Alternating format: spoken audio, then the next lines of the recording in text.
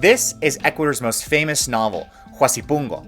Written by Jorge Casa in 1934, it tells the story of indigenous workers trapped in the hacienda system.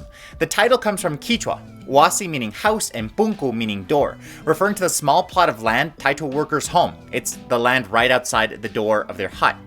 These indigenous workers were given these Huasipungos in exchange for labor.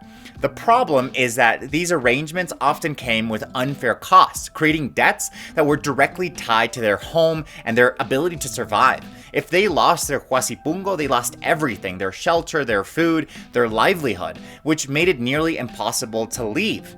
In the novel, a landowner, Don Alfonso Pereira, partners with foreign investors to build a road and exploit resources.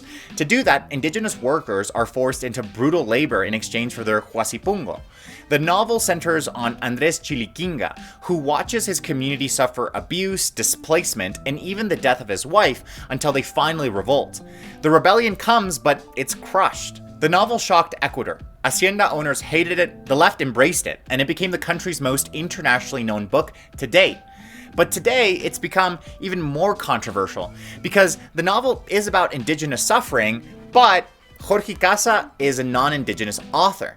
So people argue about whether this novel gives indigenous people a voice or takes that voice in order to serve the politics of the author. What do you guys think? Let me know in the comments.